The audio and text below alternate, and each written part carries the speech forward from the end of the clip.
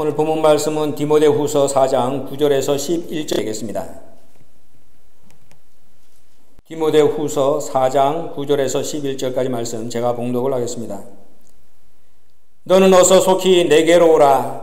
데마는 이 세상을 사랑하여 나를 버리고 데살로니가로 갔고, 그레스게는 갈라디아로, 디도는 달마디아로 갔고, 누가만 나와 함께 있느니라. 내가 올 때에 마가를 데리고 오라. 저가 나의 일에 유익하니라. 이는 하나님의 말씀이니라. 아멘. 오늘 디모데후서 4장 9절에서 11절 본문의 말씀을 통해서 끝까지 함께 갈 수만 있다면, 끝까지 우리가 함께 갈 수만 있다면, 이런 제목으로 하나님의 말씀의 은혜를 나눕니다. 교회는 신앙 공동체입니다. 신앙 공동체. 무슨 말이냐면은 신앙으로 뜻을 같이 하는 이 신앙의 동지들이 하늘나라 회복을 위해서 목숨을 바쳐 충성하는 생명을 낳는 생명의 산실, 바로 이곳이 저와 여러분이 지금 이렇게 함께 모여서 예배드리는 신앙공동체 교회입니다. 따라서 우리가 이 교회에 들어오면은 이 공동체의 성격을 나타내는 단어들을 우리가 많이 만날 수 있습니다. 사도 바울은 고린도전서 3장 9절에 저와 여러분을 하나님의 동력자라, 하나님의 동력자, 하나님의 동력자라는 말은 하나님의 동료, 하나님과 협력하는 사람이란 뜻입니다. 얼마나 영광스러운 그런 이름입니까? 저와 여러분은 정말 버러지보다도 못한 존재 아닙니까?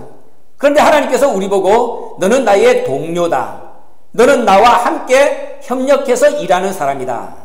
하나님은 이렇게 우리 위치를 끌어올려서 우리가 자부심을 가지고 하나님의 일을 할 수 있도록 해주신다는 것이죠. 또 시편 119편 63절을 보면은 우리 보고 동무라 이랬습니다. 동무. 그것은 한 마음 한 뜻을 가지고 서로 연합한 자 또는 공동체, 이런 의미를 가지고 있습니다. 저와 여러분은 다 신앙의 동무들입니다. 신앙의 동무들.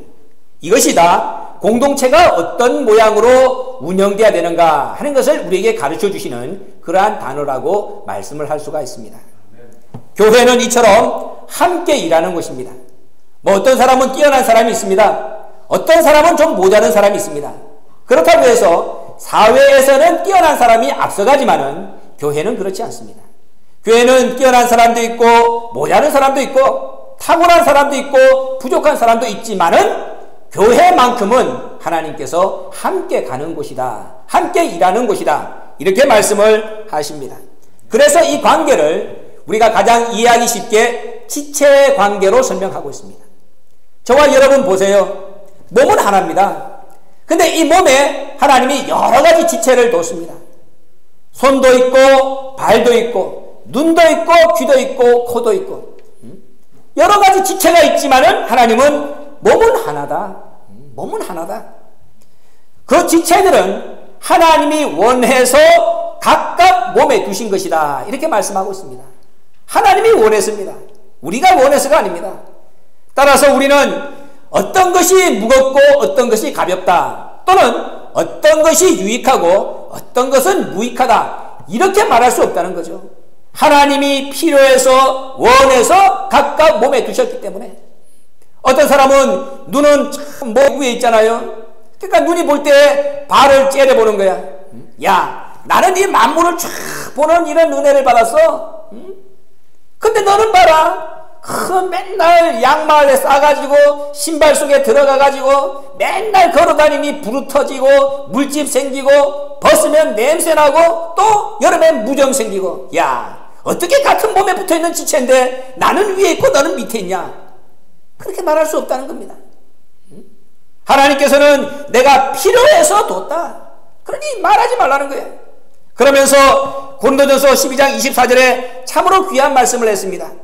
하나님이 몸을 고르게 해서 부족한 지체에는 하나님이 거기다가 존귀를 더해주는 거예요. 그래서 몸 가운데서 분쟁이 없이 서로 같이하여 돌아보게 하셨다. 우리가 볼 때 아까 얘기한 대로 이 귀나 눈이나 입은 머리 위에 있는 거야. 그러니까 자기들이 생각할 때는 내가 너보다 낫지, 뭐 손가락 보고 야 그게 뭐냐, 발가락 보고 너 뭐냐. 하나님이 그렇게 하지 말라고. 그러면서 우리가 볼 때에 부족한 지체, 우리가 볼 때에 하찮은 지체, 거기에다가 하나님이 존귀를 더하여 준 거예요. 그래가지고 공평하게 분쟁 없이 하도록 그렇게 하나님이 만들어가지고 너희가 서로 봐야 된다. 여러분 보세요. 아무리 눈이 잘난 체하고 그 다음에 뭐 코가 잘난 체하더라도 아이 손가락 끝에 가시 하나만 찔려봐 자지러지잖아요.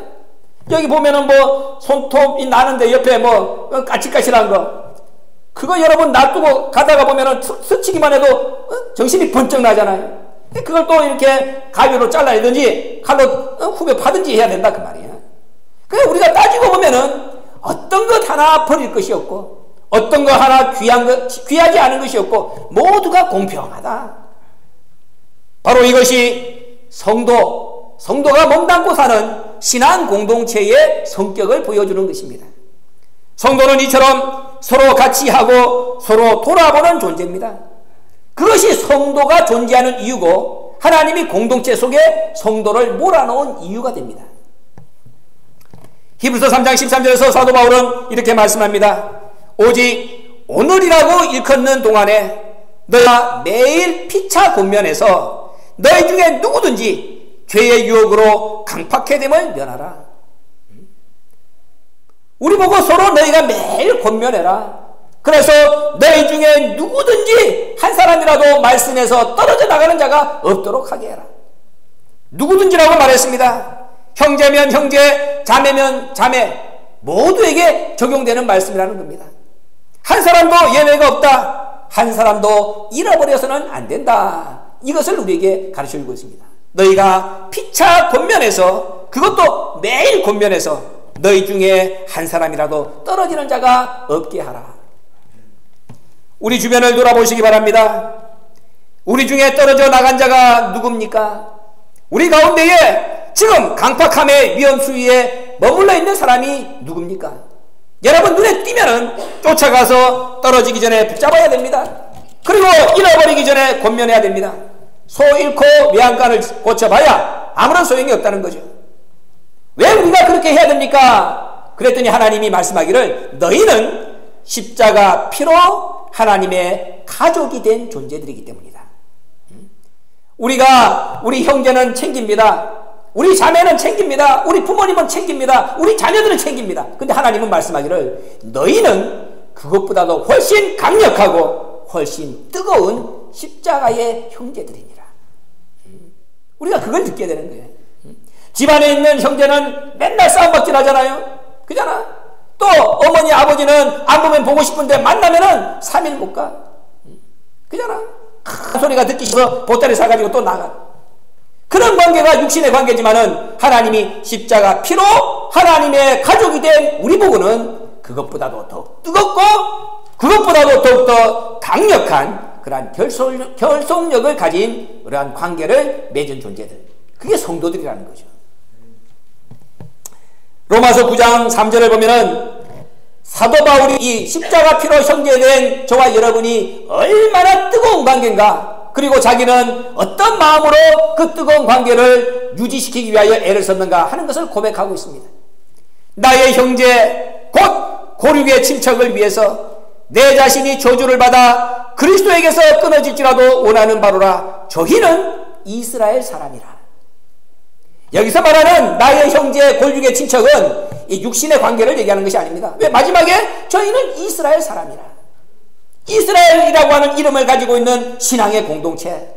그런데 그 공동체 한 사람 한 사람을 위해서 사도 바울은 내가 저주를 받아서 예수님에게서 끊어진다 할지라도 저 사람만 예수 믿게 된다면 나는 아무런 상관이 없습니다. 저와 여러분이 이런 마음을 가지고 공동체 속에 있어야 된다는 거야. 나 하나 쓰다, 나 하나 머리가 되겠다, 나 하나 하나님의 사랑을 받는 그러한 존재가 되어야 되겠다, 너희들은 내가 짓밟아야 되겠다, 이게 아닌 거죠. 우리가 이스라엘 사람, 우리가 하나님의 백성 형제라면은 네가 예수님을 잘 믿고 그래서 천국 간다면은 내가 너의 밑거름이 돼줄게. 내가 비록 너 때문에 내가 저주를 받아서 예수님에게서 끊어진다 할지라도 괜찮다. 이런 마음이 형제로서 이 신앙 공동체를 함께 운영해가는 저와 여러분의 마음이 되어야 된다는 것이죠. 사도 바울은 이런 마음으로 평생 헌신했습니다. 근데 오늘 본문의 말씀은 우리에게 서글픈 내용을 보여주고 있습니다. 우리 형제를 위해서 내가 정말로 그리스도에게서 끊어진다 할지라도 내가 원하는 바다 그렇게 이 공동체를 섬겼는데 오늘 본문의 말씀을 보세요. 사도 바울이 지금 로마 감옥에 갇혀 있습니다. 나이가 70이 넘었습니다. 한 사람 한 사람을 자기 생명보다도 더 사랑하면서 하나님 앞에 이렇게 인도하는 평생을 걸어왔던 사도 바울. 그런데 오늘 본문의 말씀을 보니까는 나이가 70이 넘은 사도 바울의 곁을 지키는 사람이 참으로 몇 명 남지 않았습니다. 다 떠났습니다. 어떤 사람은 세상을 사랑하여 데살로니가라는 지방으로 떠났습니다. 어떤 사람은 갈라디아로 갔습니다. 어떤 사람은 달마디아로 갔습니다. 각자가 자기 한 몸 살아보겠다고 다 사도 바울을 버리고 지금 노사도가 감옥에 갇혀가지고 정말 내일 모레 하고 있는 이 처참한 상황 속에서 그 옆을 지키고 있는 사람은 누가 한 사람밖에 없다. 사도 바울의 심정이 지금 과연 어떤 심정이었겠습니까? 다른 사람은 생각하지 말고 여러분들의 나의 형편을 한번 생각해 보자 그 말이에요. 내가 이 신앙 공동체를 어떻게 하면은 하나님께서 기뻐하시는 공동체로 만들 것인가? 내 마음을 다하고 내 정성을 다하고 내 생명을 바쳤습니다. 그리고 정말 내가 죽더라도 여러분들은 살아야 됩니다. 이런 심정으로 말씀을 가르쳤습니다. 그런데 내가 지금 위기 상황에 처해 있습니다. 하나하나 다 떠납니다. 갈라디아로, 데살로니가로, 달마디아로. 그리고 어느 날 내가 정신을 차려가지고 눈을 딱 떠보니 그 많던 믿음의 동력자들, 내 살을 떼주고 내 피를 쥐어 짜줘도 아깝지 않던 그 형제들 다 떠나고 한 사람만 내 옆을 지키고 있는 거예요. 그때 저와 여러분의 심정이 과연 어떤 심정이겠느냐? 바울은 오늘 그것을 우리에게 묻고 있는 겁니다. 그런 가운데에 바울의 마음속에 기억나는 사람이 하나 있었습니다. 그 사람이 바로 마가입니다. 바울은 믿음의 아들 디모데에게 마가를 꼭 나에게 데리고 와달라. 지금 외롭기 짝이 없는 내 형편, 내 처지 속에서 그 마가보다도 유익한 인물은 나에게 없느니라.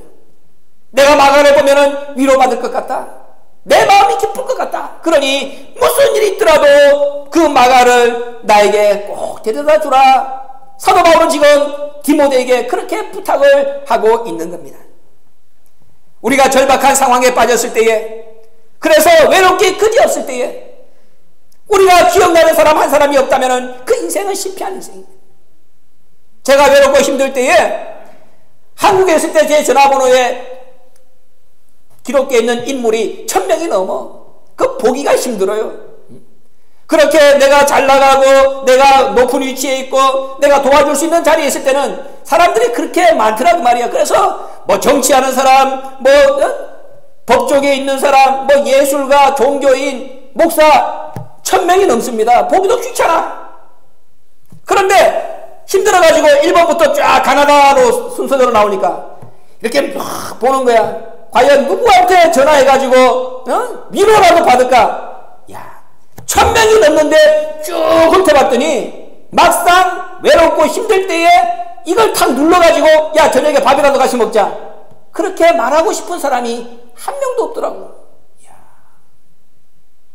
또 이 사람한테 전화하면은 뭔가 내 외로움을 달래주는 게 아니라 자기 아쉬운 얘기를 하지 않을까. 그러니까는 그 사람한테 선뜻 전화벨을 돌리고 싶은 생각이 안 나는 거예요. 또 이 사람한테 얘기하려고 그러니까 이 사람은 평상시에 나의 강한 모습만 봤는데 내 약한 모습을 보면 뭐라고 생각할까. 그러니까는 잣대고 포대니까는 막상 전화를 할 사람이 한 명도 없어. 그런데 지금 사도 바울의 심정, 다 떠나고 누가만 하나 자기 곁을 지키고 있는데 그때의 사도 바울의 마음속에 번갯불처럼 스쳐 지나가는 인물이 한 사람 있었던 거야. 내가 이 사람 보면은 힘을 얻을 수 있겠구나. 바로 그 사람이 마가였습니다. 절박하기 짝이 없고 외롭기 그지없는 사람의 기억 속에 등대불처럼 떠올라서 차디찬 마음의 바닥 그 한 구석을 구들창처럼 뜨겁게 달궈줄 수 있는 그러한 인물 한 사람이라도 있다면은 그 사람은 기쁘고 즐거운 인생을 살아갈 수 있는 사람입니다. 얼마나 부러운 모습입니까? 우리가 이끌어가는 공동체에 적어도 이런 사람 한 사람 정도는 있어야 이 공동체가 살맛이 나는 그런 공동체입니다. 여러분들이 힘들고 여러분들이 지쳤을 때에 그래도 내가 한 사람 생각나서 전화하면은 그 사람이 자신의 모든 일을 다 제껴놓고 달려와서 내 마음을 위로해주고 내 얘기를 들어주고, 그러면 여러분 또 힘을 얻어가지고 또 같이 손잡고 일어날 수 있는 이러한 관계, 이게 공동체라는 말이죠. 오늘 우리가 몸담고 살아가는 공동체 속에서 사도 바울이 그렇게 보고 싶어했던 마가 같은 이러한 신앙의 인물, 과연 누가 나에게 그런 신령한 마가라고 말씀을 드릴 수가 있습니까? 공동체에 있어서는 사람이 있어야 될 사람이 있는가 하면은 공동체 속에 있어서는 안 되는 사람도 있습니다. 오늘 디모데후서 4장 9절에서 11절까지 말씀을 보면은 있어야 되는 사람 마가와 있어서는 안 되는 사람 데마 두 사람을 우리에게 보여주고 있습니다. 이 두 사람의 모습을 통해서 나는 과연 어떤 모습을 지금 가지고 있을까? 과연 이 공동체 속에서 신광 장로교회라고 하는 신앙의 공동체 속에서 사람들은 나를 어떠한 존재로 보고 있을까? 하나님은 또 나를 어떠한 존재로 인정하실까? 함께 생각을 하는 그런 시간을 갖기를 바랍니다. 먼저 있어서는 안 되는 사람 데마입니다. 세상을 사랑하여 바울과 복음을 배신한 인물이죠. 바울이 신약성경을 보면은 11권의 서신을 남겼습니다. 그런데 바울의 서신 전체를 보면은 이 데마라고 하는 이름이 딱 3번 나옵니다. 3번. 그런데 이 3번 나올 때마다 그 데마에 대한 표현이 다 달라요. 다 달라. 똑같지 않아. 어떻게 다루느냐? 그 다른 것을 보면은 처음은 신앙이 두꺼웠는데 점점 가서 얕아지면서 마지막에는 아예 그 신앙의 색깔을 표현할 수 없는 존재로 사도 바울은 자기의 편지 속에 이 데마라고 하는 인물을 기록하고 있다는 것을 볼 수가 있습니다. 먼저 빌레몬서 1장 24절을 보면은 그때는 이 데마가 사도 바울과 함께 열심히 일할 때 충성할 때의 모습입니다. 그때는 뭐라고 기록되어 있느냐? 나의 동력자 데마. 사도 바울이 그렇게 기록하고 있는 거예요. 나의 동력자 데마. 그러니까는 사도 바울과 똑같은 마음으로 같은 심정을 가지고 일하는 그러한 믿음의 동력자 데마라는 거죠. 그런 데마가 사도 바울의 두 번째 편지에는 어떻게 나오느냐? 골로새 4장 14절을 보면은 두 번째 편지에는 아무런 수식어가 없습니다. 그냥 데마. 그냥 데마. 무슨 말이냐? 신앙이 떨어졌다는 거죠. 동력자라고 말하기에는 조금 껄끄러워. 여러분 봐봐. 가다가 제가 이제 누구를 만납니다. 그러면은 그 사람들이 이제 여러분들 알아. 나보고 하는 얘기를 그 교회 김포울 집사님 다니시죠? 그 물어보면 예 있죠. 그분 신앙생활 잘하죠? 그러면 잘하면 내가 그럼 말하면 뭐합니까? 교회 기둥이죠. 이렇게 되는데 만약에 농땡이 치고 내 가슴 아프게 하고 그런데 그 사람이 그분 교회 일꾼이죠. 이럴 때 내가 선뜻 그러면요. 이렇게 나오겠습니까? 일단 침을 몇 번 삼켜. 침을 몇 번 삼키고 그 다음에 예 이렇게 얘기할 거 아니야. 열심히 해봐. 그 사람 같은 사람은 없습니다. 이렇게 얘기할 건데 사도 바울이 그런 거야.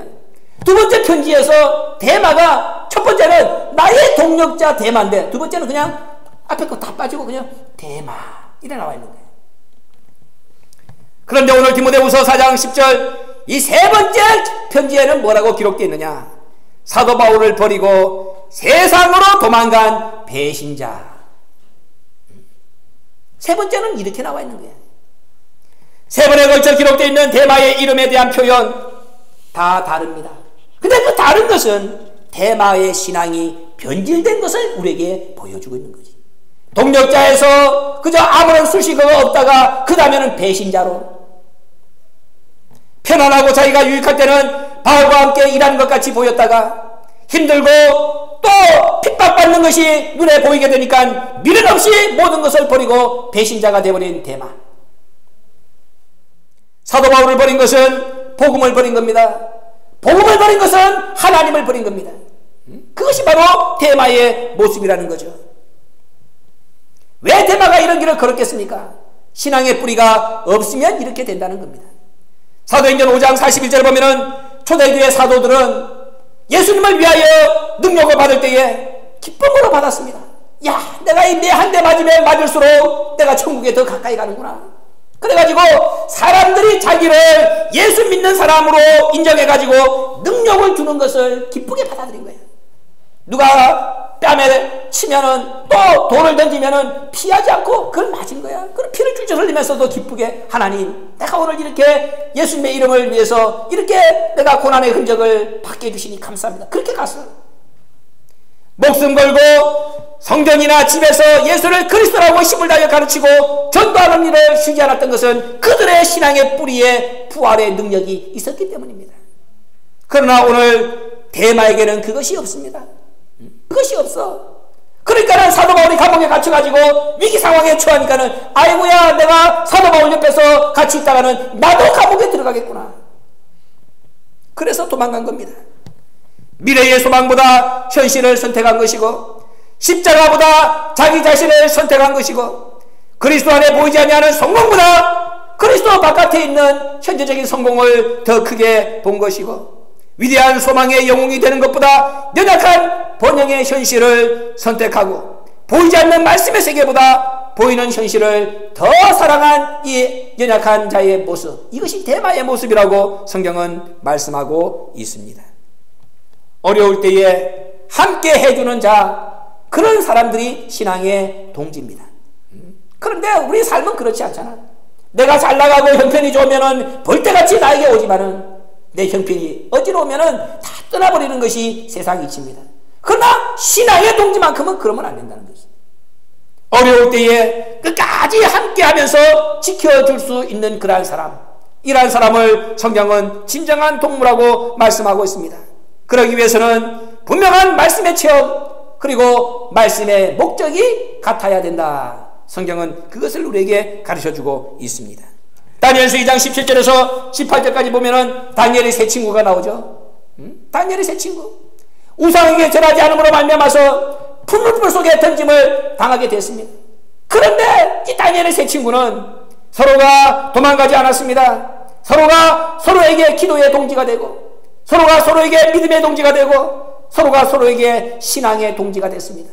그리고 세 사람이 뭉쳐가지고 하나님 앞에 간절한 마음으로 위기를 극복하기 위하여 애쓸 때에 예수님이 그들 가운데 함께 했잖아요. 불 속에 던졌는데 세 사람을 던졌는데 네 사람이 걸어가요.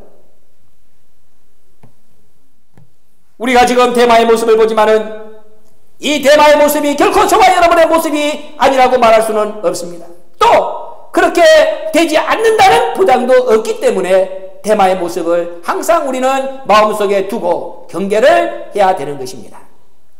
두 번째로, 디모데에게 그렇게 간절한 마음으로 데리고 오라고 한 이 마가는 또 어떠한 사람입니까?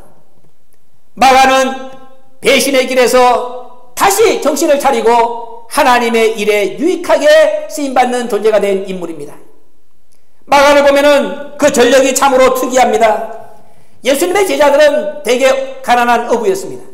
근데 그 가운데서 이 마가만큼은 뭐냐? 부자였습니다. 그래가지고 예루살렘에 120명 정도가 모이는 넓은 다락방을 소유하고 있었던 그러한 존재가 마가입니다. 그러니까는 마가 요한의 다락방, 마가 요한의 다락방 이렇게 나오잖아요. 그러니까 마가 집이 부유했다는 것을 증명하는 겁니다. 마가의 다락방에 120문도가 모여서 기도할 때에 성령이 임했습니다. 그리고 초대교회가 시작했죠. 그러니까 마가의 이 다락방은 신약교회의 출발점이야. 교회사에 있어서 이러한 위대한 족적을 남긴 주인공이 마가인데 그것이 그의 족적의 전부가 아닙니다. 다른 한편으로는 부끄럽기 짝이 없는 배신, 또 나약한 모습을 보이고 있는 그러한 어두움도 같이 가지고 있는 인물이 마가였습니다. 마가복음 14장 50절 51절을 보면은 예수님이 겟세마네 동산에서 잡혀서 안나스의 집으로 끌려갈 때에 그때에 마가도 어떤 사람이 지나가다가 붙잡았습니다. 야, 저것도 예수의 제자야. 저거 예수 제자 맞아. 그랬더니 예수의 제자라는 말에 자기를 잡으러 오니까는 혼이불을 몸에다가 두르고 있다가 놀래가지고 그 혼이불을 벗겨치고 성경 말씀을 보면은 빨가벗은 몸으로 도망갔다. 야, 이 참 재미있죠? 이게 마가가 자기가 쓴 마가복음의 자기 모습이야. 나중에 회개하고 나니까는, 성령의 은혜를 받고 나니까는 그 모습이 너무나도 수치스러운 거예요. 그러니까 마가가 자기의 모습을 자기가 기록한 마가복음에다가 그렇게 그린 거예요. 이게 바로 납니다. 그잖아. 예수 잡아오니까는 그때 무슨 짓을 했냐 그 말이야. 혼이불을 뒤집어 쓰고 있다가 그것도 소금 빨가벗었다가 그걸 다 팽개치고 이 지금 스트리킹을 하고 앉아있으니 자기가 봐도 얼마나 그 꼴이 창피하고 부끄럽거든요 그 말이지. 뿐만 아닙니다. 사도행전 13장 13절을 보면은 그런 마가가 정신을 차려가지고 그 삼촌이 바나바입니다. 삼촌하고 같이 있다가 바울을 만났습니다. 그 바나바가 마가를 바울에게 잘 소개를 해줘서, 야, 이 청년 괜찮은 사람이야. 그러니까는 바울이 생각해보다가 제1차 선교 여행에 이 마가를 데리고 갑니다. 근데 처음에는 잘 갔죠. 뭐 충성하겠다고 그러니까. 근데 가다가 보니까는 뭐 배가 풍랑을 만나질 않나, 뭐 파선하질 않나, 가니까는 뭐 죽이려고 하는 사람이 없나, 돌 던지는 사람이 없나. 처음에는 만만하게 생각하고 그 바울 따라다니면 무슨 영광이라도 얻는 줄 알고 생각하고 갔다가 이건 사람이 할 짓이 아닌 거예요. 중간에 도망갔습니다. 그냥 도망간 것이 아니라 성경은 요한은 저희에게서 떠나 예루살렘으로 돌아갔다 이렇게 말하고 있는데, 여기서 떠났다는 말은 그냥 짐 싸고 갔다는 말이 아닙니다. 그때의 그 자리에 마가가 없으면 안 되었는데 그 자리를 비워버렸다는 거예요. 오늘 여러분들이 만약에 우리가 무슨 집회를 한다 그러면 여러분들한테 각자 할 일을 맡기는 거야. 집사님은 식사당번, 집사님은 안내 당번 뭐 이랬는데, 예를 들어서 거기서 한 사람 구멍이 나봐. 안내 담당자가 빠져, 또 식사당번이 빠져. 그러면 그건 망치는 거잖아요. 그런 결정적인 자리를 이 마가가 이탈했다는 거지. 있을 수 없는 배신을 한 겁니다. 그래서 사도 바울은 사도행전 15장 38절에서 뭐라고 얘기하고 있느냐, 한 가지로 일하러 가지 아니한 마가. 그러니까 같은 목적이 없었다는 거야. 두 마음을 품었다는 거야. 네가 없으면 안 된다는 것을 뻔히 알면서도 도망갔다는 거지. 마가의 이탈은 사도 바울의 마음에 커다란 상처와 분노를 안겼습니다. 그래가지고 사도행전 15장 36절의 말씀 보면은 사도 바울이 또 2차 선교 여행을 떠나는데 바나바가 또 이 마가를 데리고 가자 그러는 거예요. 그러니까는 이 바울과 바나바가 싸운 거예요. 성경 말씀을 보면은 심히 다투었다. 그리고 뭐 했느냐? 피차 갈라졌어. 야, 너 마가를 데리고 가려고 그러면은 니 데리고 가. 나는 저런 녀석은 안 데리고 가.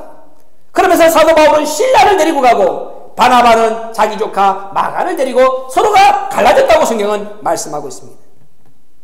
한순간에 다툼과 갈라짐과 배신의 아이콘이 된 인물이 누구냐? 바로 이 마가입니다.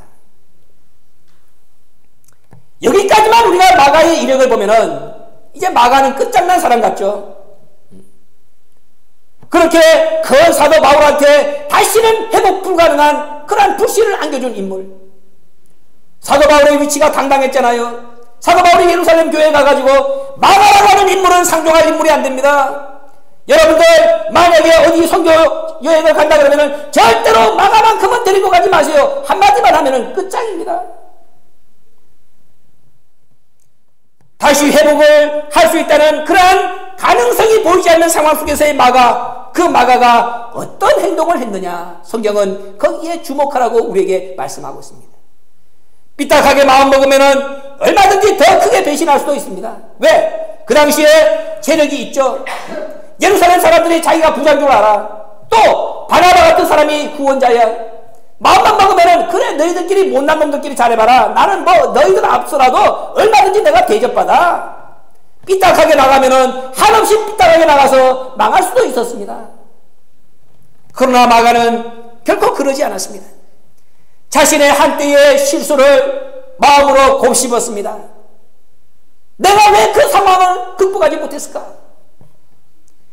내가 한순간에 실수를 함으로 말미암아서 평생 씻을 수 없는 오명을 남기게 됐구나. 내가 어떻게 하면은 내 명예를 회복하고 다시 하나님의 영광을 위하여 쓰임받는 그릇이 될 수 있을까? 마가는 그것을 생각하면서 자기 자리를 준비했습니다. 자기가 한 번 다른 사람들한테 배신의 아이콘이 되었기 때문에 이제는 자기가 머리가 되겠다는 생각은 하지 않았습니다. 그래, 나는 머리가 되겠다는 생각을 가져서는 안 되는 사람이야. 나 같은 인물은 머리가 되면 안 돼. 그러면 내가 무슨 일을 할 수 있을까? 그저 그림자처럼 뒤에서 도와주는 사람이 되자. 이름도 없이 빚도 없이 누가 나에게 손가락질하든 조롱을 하든 저 새끼 옛날에는 저런 놈이었어, 모든 것을 감내하면서 밑바닥에서 하나님의 영광을 위하여 내 몸을 던지자. 마가는 절대로 머리가 되겠다고 나서지 않았습니다. 사람들의 손가락질을 거부하지 않았습니다. 조롱도 다 감내했습니다. 그리고 자기가 할 수 있는 것은 오직 한 가지, 다시 태어나기 위한 회개의 몸부림밖에 없다. 마가는 그것을 알았습니다. 그래서 섬기고 또 섬기고 받들고 또 받들고 정말 밑바닥에서 많은 사람들이 어떻게 하든지 간에 빛날 수 있는 그 밑거름의 역할을 감당했던 인물이 바로 마가입니다.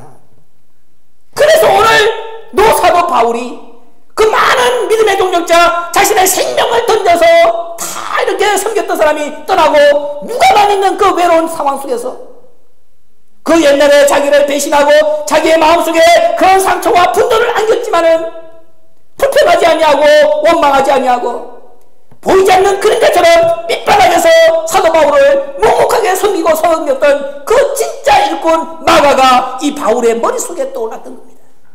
얼마나 위대한 신앙의 반전의 인물입니까? 마가는 베드로와도 특별한 관계를 맺었습니다.